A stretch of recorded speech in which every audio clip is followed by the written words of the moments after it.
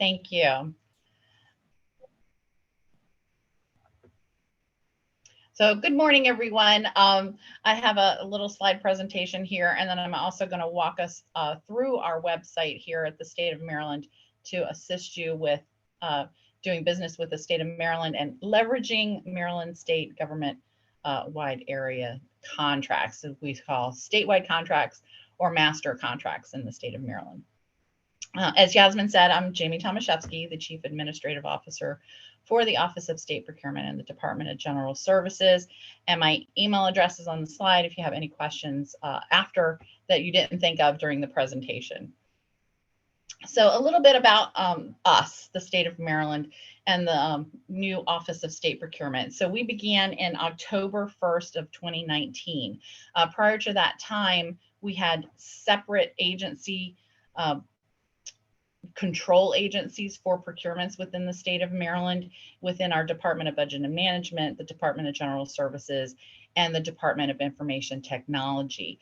Those three procurement offices were combined to be the Office of State Procurement, to have a centralized procurement agency within the state of Maryland and to provide guidance, standards, transparency, and things like that for our business community as well as for our procurement officers.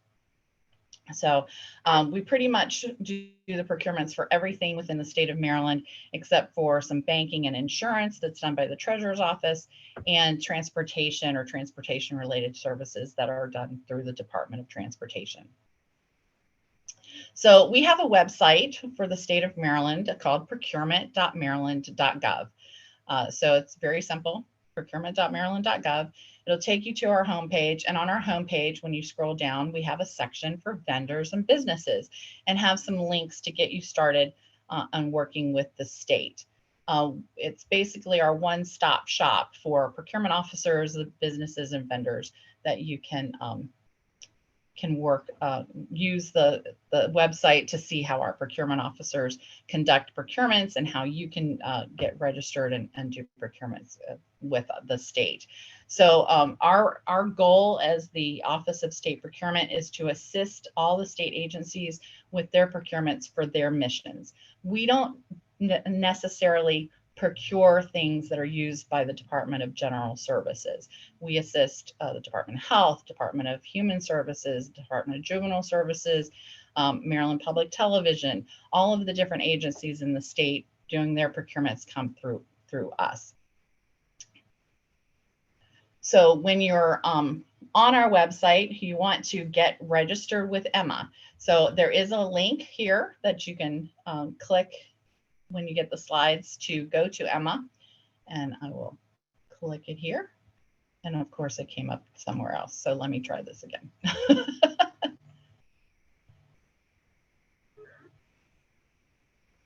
And hopefully this will come up right. Here we go. Okay. Hi, Jamie. We can't see that. I think what you need to do is, instead of sharing just the presentation, share your whole screen. Oh, I thought I was. Yeah. Are you seeing, now that I put it over top, are you seeing this weird screen now?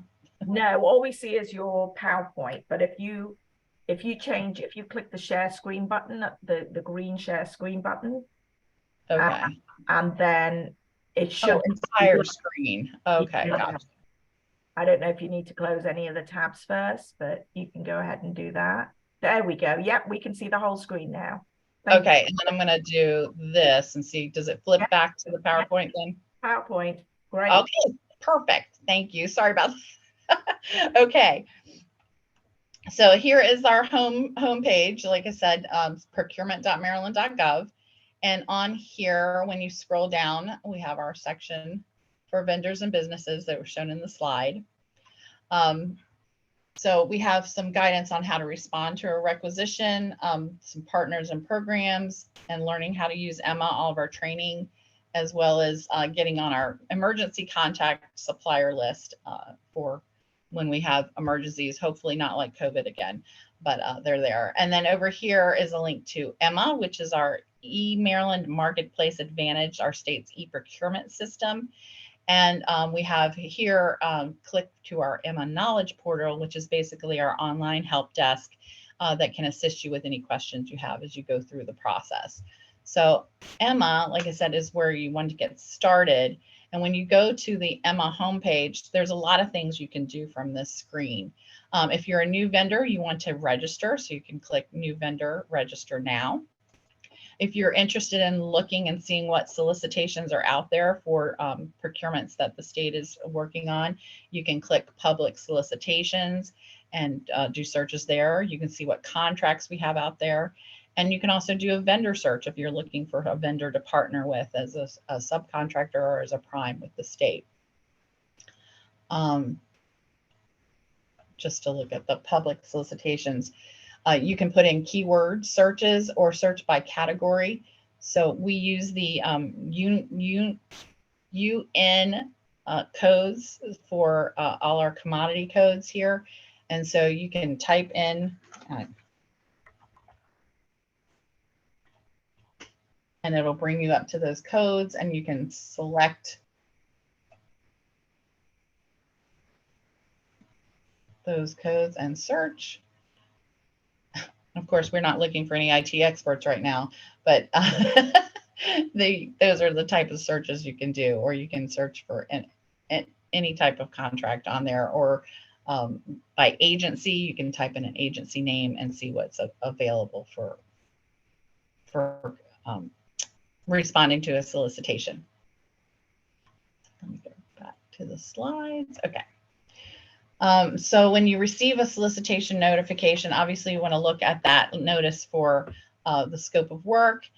They usually have a pre-bid or pre-proposal conference that you would want to attend to meet any other vendors that are potentially looking to respond to that solicitation as a prime or a sub. And then make sure you ask questions. And then you want to make sure that you submit all the required documentations when you submit your bid, and make sure you're doing it before that closing due date. Like I said, we also have training. So on the training slides, if you go to that training right now, we've got some training coming up. We have all our May trainings. So there's one today on increasing your visibility in Emma that shows you how to select all the commodity codes that would apply to your business as you're registering. That way you'll get all those solicitation notices. It's good to go to each of the different layers of that commodity code to get everything that applies to your business. And then there's also responding to solicitations on Tuesday the 16th next week. So we have training going all the time. These are virtual instructor-led trainings, but then we also have YouTube and our web channel that can provide you some additional guidance there as well. On our partners and programs page, we have links to all of the different types of additional resources that are available within the state. As you can see, also we have the Maryland Apex Accelerator, which links over to Yasmin's website that brought you here today. We have a Small Business Reserve, Minority Business Enterprise Program, and then a link to the Governor's Office of Small Minority and Women Business Affairs. They have a lot of available training as well, and they have the procurement forecasting there. So the procurement forecasting provides information on upcoming contracts for the next fiscal year. All of our agencies have to submit this to the Governor's Office, and it's posted on their website for anyone to look and see of upcoming contracts. Our Board of Public Works, it consists of the governor, the comptroller, and the treasurer, and they have meetings every 2 weeks, approximately, a little more time in between in the summer, but every contract within the state, basically over 200,000, goes to the board for approval. So they review all of that. And then we have some information on ethics and procurement law, how to do business with the state, our green purchasing requirements, and some other business resources. And then we also have on our website a list of all of our statewide contracts. So we have them divided up by the types of purchase or categories of work between commodities, maintenance and construction contracts, professional services, information technology, our design, construction, and energy, which are procured within the state of Maryland, or within the Department of General Services for the state of Maryland. So all of our construction for all of our facilities and buildings within the state are done through the Department of General Services. And then we do also have a link to banking services and finance investments. Those are through the Treasurer's Office, and then the transportation related contracts. So we have links to all of those different contracts within the state so that you can access those from our website. So just a little bit more about our design and construction contracting. There's some QR codes that you can click on if you're interested in those types of contracts.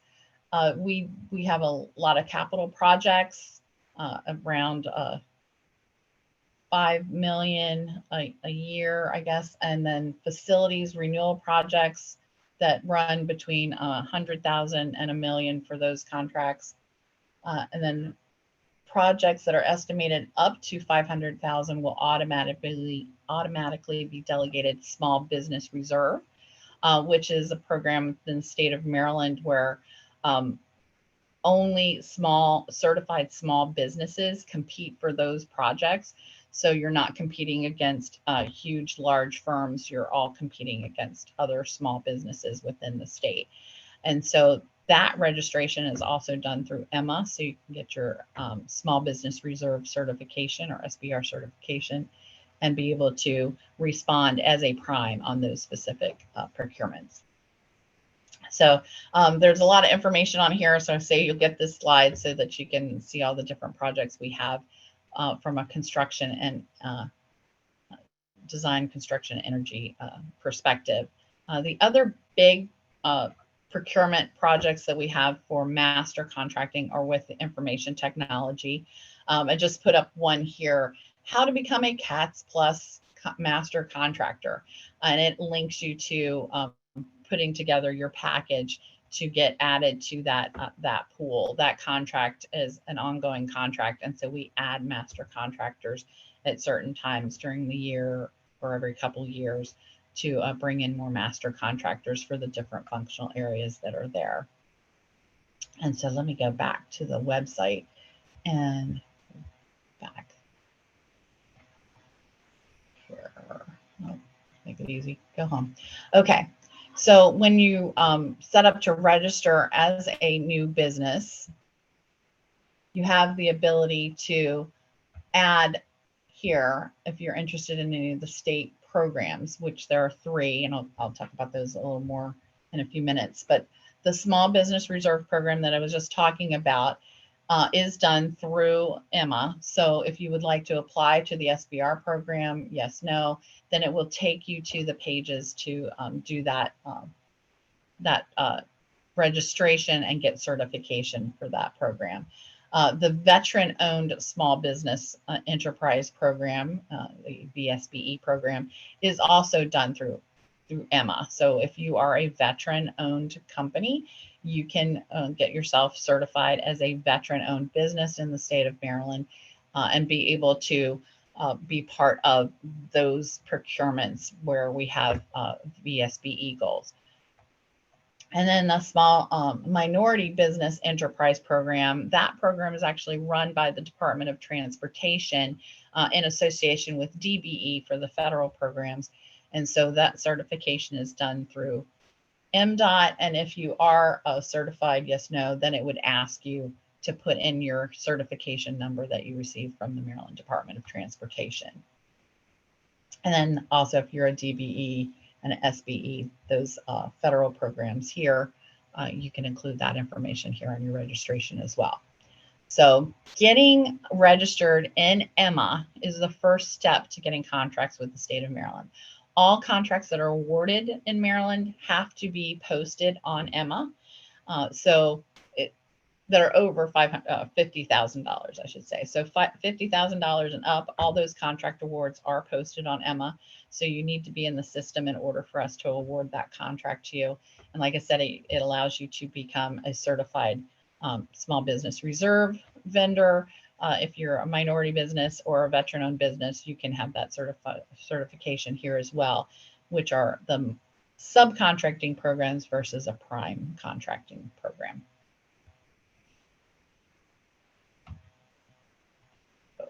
Here. So going back to the procurement.maryland.gov page and the 4 vendors and businesses.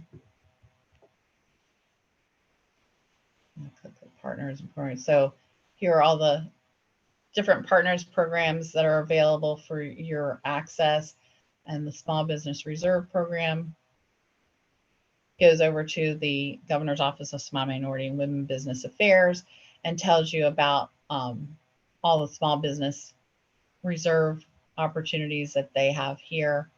The other thing that's over here is that procurement forecast. So the procurement forecast, like I said, you can search by agency, or you can search by region, what part of the state you're interested in working. You can search by different procurement categories and see what projects are coming up in the next fiscal year. So these are the contracts that are coming up with the Stadium Authority. Has quite a few engineering procurements coming up. Transportation has some too. So depending on who has projects next year, this is literally the next year, they're going to be here. If you want to get details on projects ongoing, you can look at the public contract list and see, you know, a 5-year contract. Okay, that contract's going to be expiring in the next 3 years, so I can prepare to plan for that one.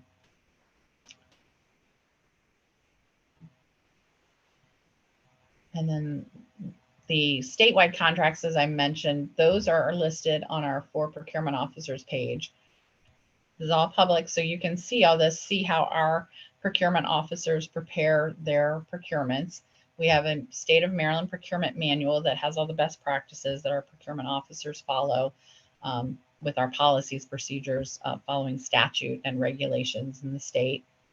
And then we have the list of the different statewide contracts that we have. So before an agency goes out and does a procurement, they're going to see if we have a statewide contract.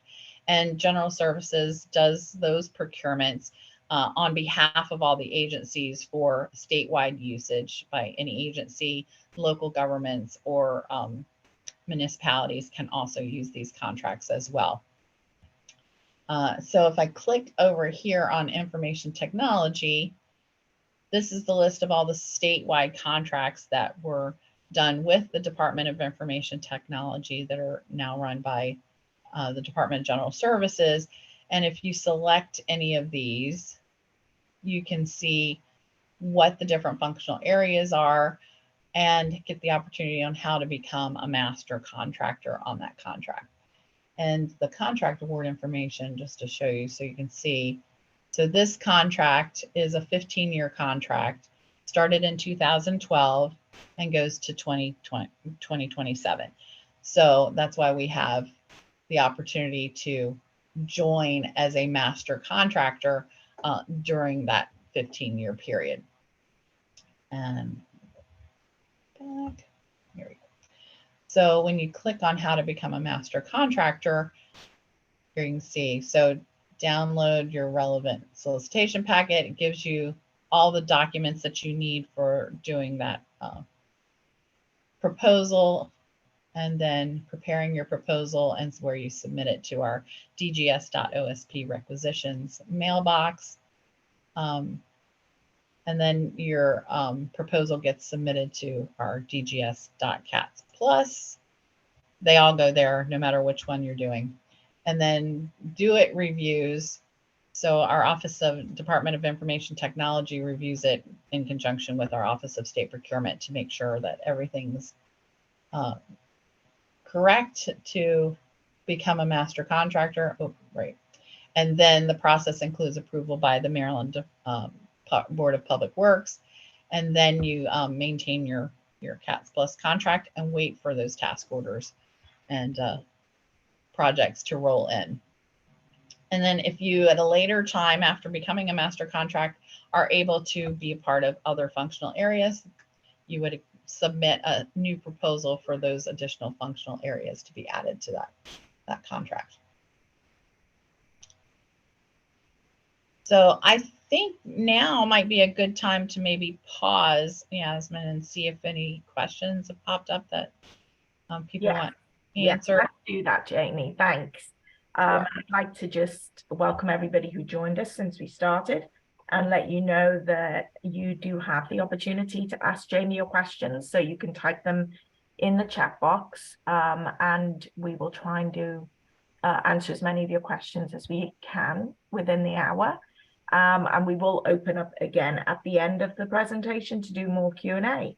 So you got a question for Jamie about selling to the state of Maryland or anything that she's discussed so far? Here is your chance. Okay, here we go. A couple of questions. Are the IT master contracts open, or are there specific dates that we need to wait to submit our RFP?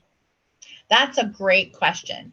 So I would suggest submitting your proposal as soon as you have everything prepared, but there are certain time frames that we actually take those and submit them to the board for approval for adding additional master contractors. So we're accepting proposals all the time, but there's a window from when we actually take those in and add those contracts. So great question. Okay, thank you. There's another question, says, can you click on the professional services? Sure. Yeah, thanks. Back there. Okay, professional services. So we don't have a lot of professional services master contracts, but we do have a few. So our main master contract for professional services is the audit services master contract. It's basically CPOs available for doing auditing for any type of audit project with the different agencies. And then we do have a statewide contract with the Baltimore Sun. Our fleet maintenance and repair is considered a professional services statewide contract. And then we have a statewide foreign language interpretation, translation contract that we like to call FLITS, and then our statewide travel contract. And we also have a statewide medical director contract because all the agencies use those contracts to get those services for their agency. Okay, great. Let's see. Oh, hang on, let me read that. Do you have contracts? Oh, do you have event contracts for event planning or office furniture? Very interesting question. So event planning actually kind of goes through our travel services, depending on what part of it is. Otherwise, no. Most of our agencies do their own event procurements because they're very specific for that event. So we don't have a statewide contract that we do as the Department of General Services. And then the other part was, it was events and what? I'm sorry, Yasmin, I lost. Office furniture? Office furniture, yes. Okay. So we have preferred providers in the state of Maryland. So those preferred providers are the Maryland Correctional Enterprise, the BISM, which is the Blind Industry Services of Maryland, and Maryland Works as our employment works program coordinating entity for disabled vendors, individuals with disabilities vendors. And those three agencies, units, entities are our preferred providers, and the Maryland Correctional Enterprises makes furniture. So as a state, we're required to go to those preferred providers first before we go out and do a competitive procurement. So I'll go back. Let me go back to this page. So like I said, this is kind of a quick 1 through 10 checklist for our procurement officers. So after looking at their procurement manual, searching statewide contracts to see if any available statewide contracts are available, the next thing they have to do is go to MCE, BISM, and Maryland Works. and see if any of the preferred providers can provide the goods or services that they're trying to obtain. And then after that is when we then go to a competitive procurement with either competitive sealed bidding or competitive sealed proposals. And there's a checklist and timeline for them to start working on their competitive procurement.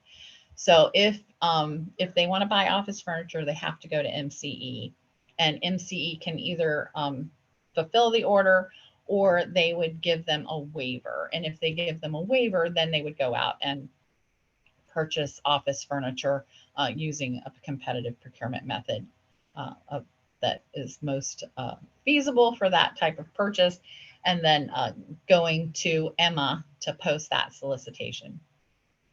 So hopefully that helps answer that question. Great, thank you. Yeah, we have one more question and then we'll continue. I'm a small business, woman-owned, minority firm out of New Jersey. Do I have to have the reciprocal certifications in the state of Maryland to get approved for IT master contracts? That's a great question. So, and I'm going to dig a little deeper on our socioeconomic programs as well in the presentation. But if you are certified in your home state, you can apply for certification in Maryland, but you cannot be you cannot be a minority business enterprise in Maryland without having certification in your home state. So okay, great. All right, let's move on. Okay. So there's just a couple guidelines that we try to share with everyone when you're contracting with the state of Maryland. Know the rules. We have COMAR, which is our Code of Maryland Regulations. So I have a link there for you. And like I mentioned, the Board of Public Works, they oversee all the state expenditures. So we go basically every 2 weeks with an agenda of the things that we are going to request for approval for contracts in the state. The requirements are you have to be in good standing. So you have to register with the State of Maryland Department of Assessments and Taxation. If you're an out-of-state vendor, yes, you have to register with our Maryland State Department of Assessments and Taxation in order to have a resident agent within the state of Maryland for providing papers and things like that to make sure that we can get in contact with your business. We do have something called prevailing wage in the state of Maryland, and also living wage. Living wage and our minimum wage are getting very close. So eventually I think living wage will go away because minimum wage is going to overpass it. But those are two things you need to keep track of when dealing with your employees.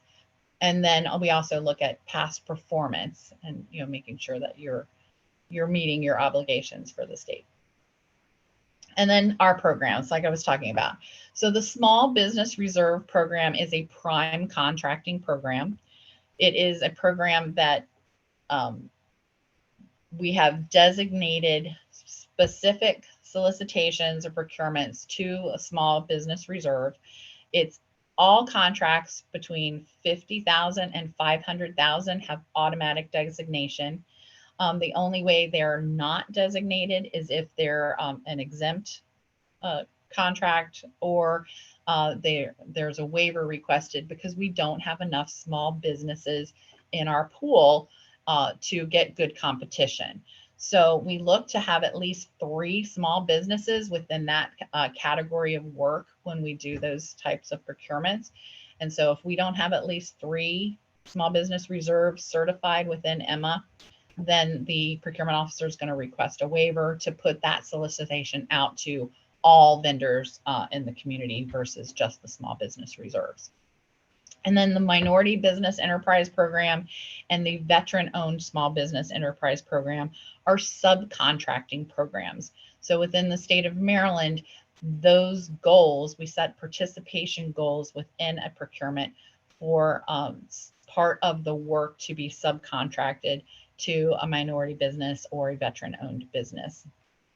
I have a little more details here. Again, a QR code to give you some more detailed information on the 3 programs. But overall, for Small Business Reserve, the state is looking to have 15% of our contracts go to small businesses. What's interesting is If we have a procurement that is not designated a small business reserve, but a small business reserve contractor wins that contract, we can't count it as a small business reserve. We only can count the 15% for those contracts that were actually designated as a small business reserve and that then were awarded. So if it was a procurement solicitation that went out to the entire business community, but it was awarded to a small business reserve, we wouldn't count that as part of our program 15% requirements. So we try to put out as many designated as we can so that there's fair competition amongst all our small businesses. The statewide goal for minority business participation is 29%. So overall in the entire state, we're looking to get 29% of our contracts being subcontracted to minority businesses. So again, if a minority business wins as a prime, we can count 100% of that contract, but this is a subcontracting goal. So we're looking at how many contracts have subcontracting goals to minority businesses. And then also the veteran program is a 1% statewide subcontracting participation goal to get subcontracting there. So what's nice is if you're a veteran business, you can count yourself for that 1% subcontracting. For the minority businesses, you can count half. So if it was a 10% subcontracting goal, you can use yourself for 5% of it and have 95% of the contract, right, overall. And then 5% you would have to subcontract out to another minority business. So the subcontracting programs are basically set up to be a mentor program so that you're working with a prime contractor in your same type of business to get that experience and growth to then become a prime out on your own. So that's the purpose and goal of those programs, and hopefully we're doing a better job of helping that mentorship program. And the Governor's Office of Small Minority and Women Business Affairs has a lot of help for the small business community to get those opportunities and get training and things like that. Okay, and then here's some contact information for our office. Reaching out to us just for general procurement questions, we have a central.procurement@maryland.gov email address. Our Maryland Procurement Academy, if you have any questions about Emma or procurement training, is dgs.osp-mdpa@maryland.gov. And then our Emma Help Desk, thankfully, is emma.helpdesk@maryland.gov. So with that, let me go back to the website because I wanted to take you back over to our vendor business page. And like I said here, Maryland is open for business. Again, we have links to the eMaryland Marketplace Advantage to go to Emma to get registered. There's links to each of the 3 programs so that you can get information for each of those programs and getting your certification set up. Like I said, Minority Business Enterprise Program is through the Department of Transportation, whereas the Small Business Reserve and the Veteran-Owned Business Enterprise programs, the certification starts in Emma. So you submit your paperwork there, and then it goes through a review process. The Small Business Reserve program certification takes maybe 24 to 48 hours. And the veteran-owned business may take another day in there because it goes out to the Maryland Department of Veteran Affairs for them to review the paperwork there and then come back with the certification number. Those are an annual renewal process.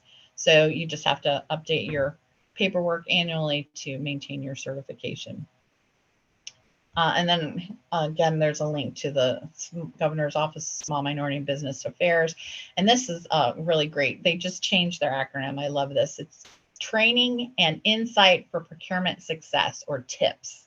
So they have TIPS webinar series that provides different training throughout the year. I think they do one a month specifically for this webinar series to get you started. Yeah, here we go. Their tips. think that's great. And so they open their registration approximately 3 weeks in advance for their monthly registration. So they've got in May on the 23rd, pricing strategies to win more contracts. They can get into those kind of details where us as procurement officers don't have that ability to say, here's how you put in your price. That's more business standpoint than us as procurement officers. But they have some great opportunities, and they also have they're doing something about the veteran-owned small business program to help veterans get themselves certified, and then some other projects coming up in June and July.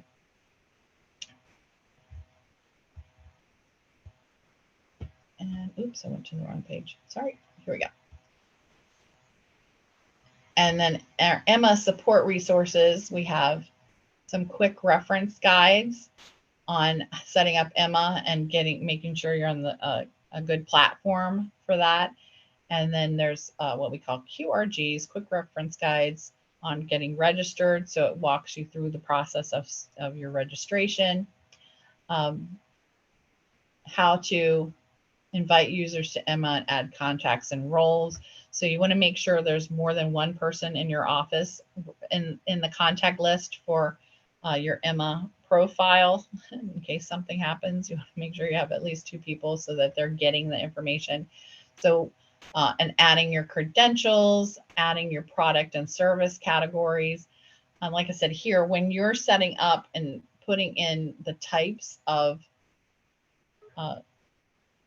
commodities or commodity codes for your business, add as many as you think are applicable. All right, so it walks you through step by step on the screens and how to get there. And so I'm not sure if this is, let me see if I can make this bigger. There we go. This, when you put in the commodity codes and select see all, there's different layers of the codes, right? So the 0, these are the top end, and then they drop down to get lower level. Make sure you're selecting each level down that applies to your business, because depending on how the procurement officer sets up the solicitation in Emma, they're going to select a code. They may use the high level one, they may use the low level one. So you want to make sure that you're getting each of those solicitation notifications in your email. And then as you start getting these solicitations and say, okay, this is definitely not me, and you might go back into your profile and unclick some of the categories and the lower levels, but put in as many as would apply that you think to get that initial round of solicitations coming in. And then as you start getting them, you can go back and add or delete or do others as the case may be. They're here, like I said, we're the UNSPSC codes is what we use. So they're the universal codes across the nation. Okay, so it goes through how to check and get all of the different levels that you need, or everything under there, just to make sure that you're getting those solicitations.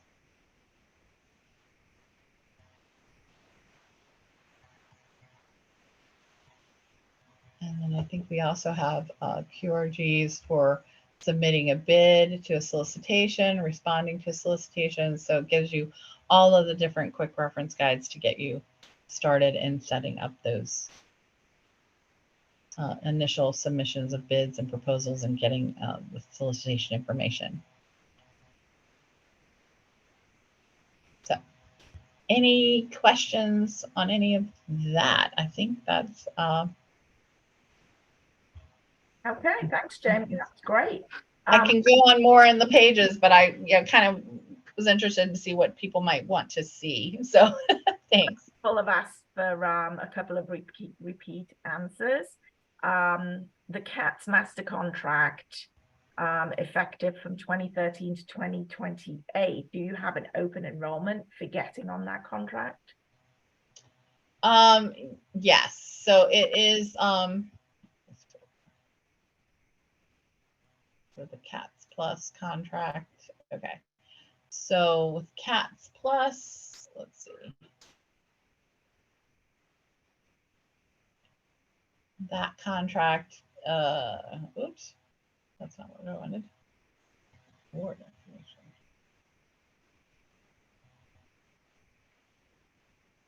Oh, okay. They put it in the wrong order. Okay. Yes, so this one goes to 2028. We have different functional areas within the CATS Plus. Let's see, go back to the home page.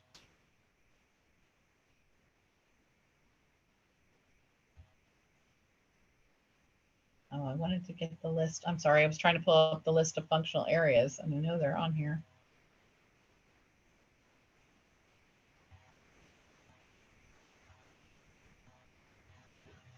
Oh, they have, okay, guidance for responding to these TORFPs, but where's my functional area list?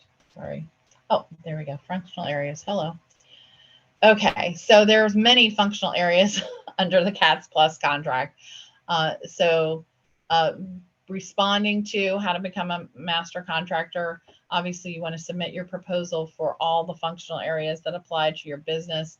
And like I said, we accept the proposals throughout the year, but there are certain times that we actually submit them to the Board of Public Works for approval to have a new contract. With all of these functional areas and reviewing proposals, it does take some time. So there's some details and some back and forth with questions and cures and things like that through the process. So it takes our procurement officers a while to get through all of those packets that are submitted, but we do accept them on an ongoing basis. But the window for when they are approved and added is set during the year. Okay, thank you. Let's see, what else do we have here? Does woman-owned qualify for the minority program? Oh, yes, that's a great question. So let me go to the minority program. Okay, so if you look at the minority business program, MBE certification, there are different categories within the MBE. I was hoping this would show me the different. So this is the Department of Transportation's website for getting your certification. So they do have a directory of certified firms, and then they have the process for getting your certification within the program. So they have a application assistant workshop and things that help with that. I guess let me just open the directory. See if it'll show us.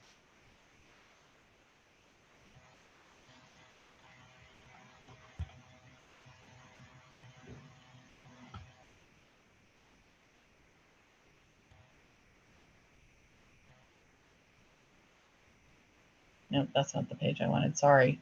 I was looking for the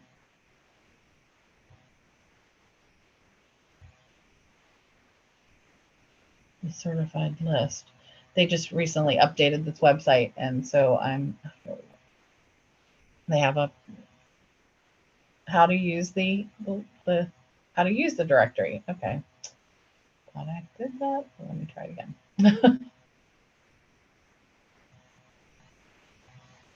Search. Sorry. It's right there in the middle. Okay.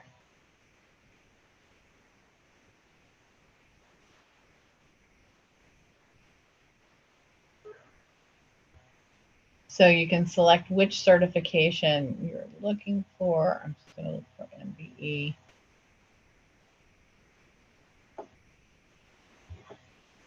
Oh, yeah, the landscaping. Let's see what that one looks like.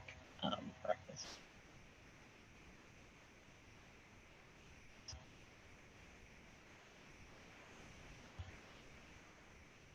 Okay.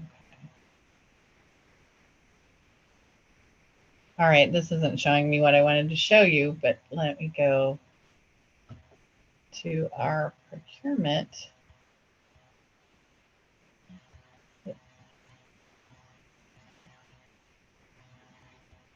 Now I have way too many tabs open, sorry.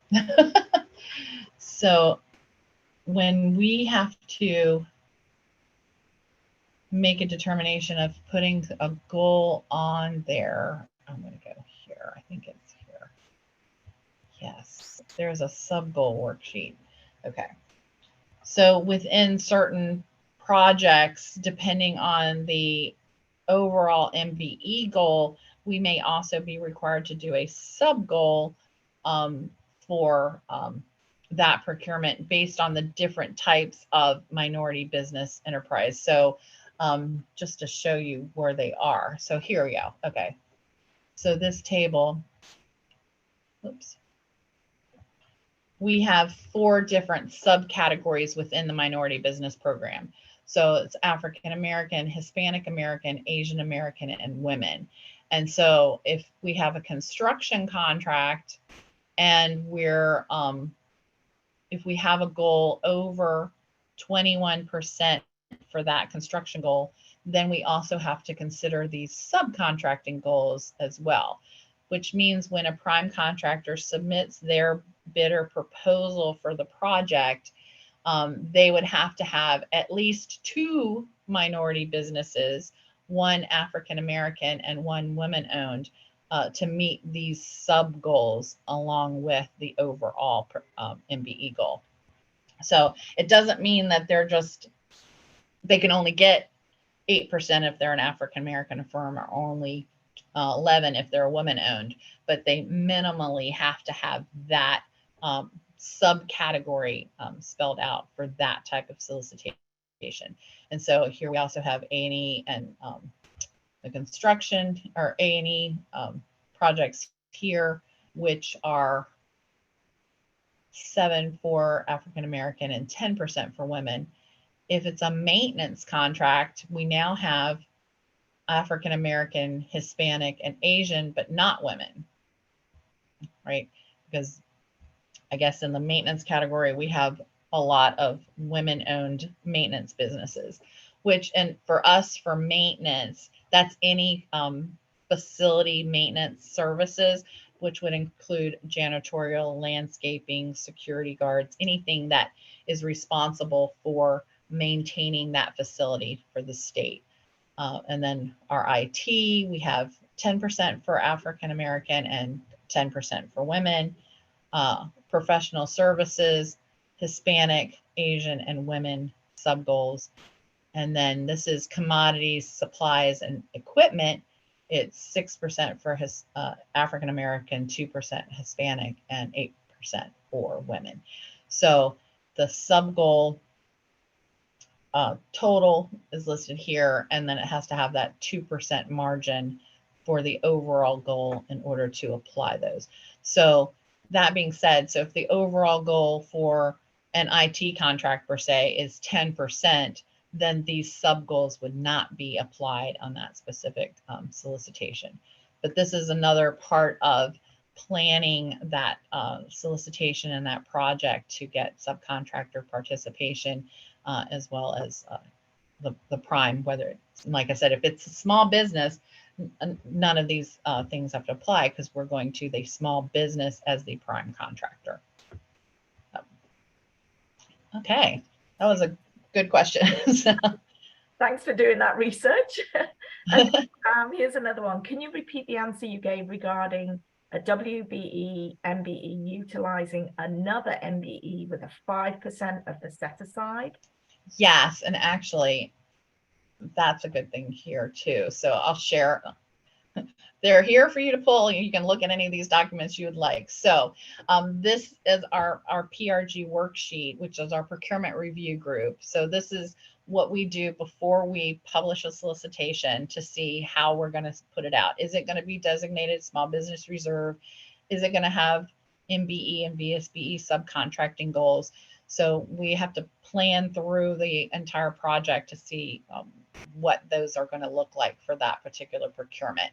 And so we start out, the first thing we look at is the small business reserve. And like I said, it's everything up to 500,000, and it can go over 500,000. Again, there's not a limit, but they're automatically designated up to 500 unless there's a waiver requested. right? And so our procurement officers go through this document to answer these questions, and then look at establishing the goals. And they have to look at all the different categories of subcontracting opportunities and search those NAICS codes within the small business or the minority business directory for the MBE, small business reserve within EMA, and the VSBE as well. So we look at how many vendors are actually out there that can do these types of projects, different categories of work and scope of work within the project. To establish those goals. And once we've established those goals, then the prime contractor has to say whether they're going to commit to those goals and how they will commit to those. And back, oh, here, what I actually wanted to share here. So this is all the solicitation attachments and appendices that could be part of your bid or proposal when you're submitting your bid or proposal to a specific solicitation. And attachment D are the forms for the Minority Business Enterprise Program, and the attachment E is for veteran owned. They're basically look the same, and these are submitted by the prime contractor. And so the first thing they have to note is that you're going to meet the goals. And here we put in the percentage based on those worksheets that we were just looking at. And so if there is a overall goal, say 25% for construction, so then we're going to have that 8% or whatever African American goal and the 10% women goal. So those will be written in here by the procurement officer. And then the prime is going to select yes if they acknowledge they agree, or they made a good faith effort and said they couldn't meet that goal, but some other part of the goal. And there's a lot of documentation required for showing good faith effort, but hopefully they'll say yes, they can meet the goal because they reached out. Here is the participation schedule. So for an MBE prime, they can certify themselves. So they would fill in themselves as an MBE for up to half of what the entire goal is. So if it was 25%, oops, sorry, if it was a 25% goal, and they are going to do half of it, so let's say 12 and a half, they can come down here and select that they're going to use themselves for 25%, or sorry, it goes up here, 25% or 12.5% of the 25%. And then they have to fill out section B for the other 12.5%. And if they're women owned, maybe they're doing the women owned portion, or if they're African American, they can do the African American owned portion if it's a sub goal as well. And then the other part of that sub goal has to be in here with the other firms that they add. So they would fill in what other MBE that they want to use and what percentage they're going to do, and list all of their MBEs that they're going to use within that project. Hopefully that answers your questions. But yes, so if you're an MBE prime, you can fill in box A and use yourself for half of the overall goal. If you're not an MBE prime, section A is left blank, and then you're just going and searching other MBEs and filling in section B for as many MBE firms as you're going to use to meet that overall goal. Okay, thank you so much for that detailed answer. Our last question is, are there any industry days coming up that we should be aware of? We are doing actually on a bi-monthly basis our vendor networking. So we've started doing at the Department of General Services vendor networking days for primes and subs to meet with each other. And actually, I don't remember the next date offhand, and I should have had that available. I will get that information and provide that to Yasmin when that next event is. And we do have an open registration for people to sign up to come to those networking events. So thank you.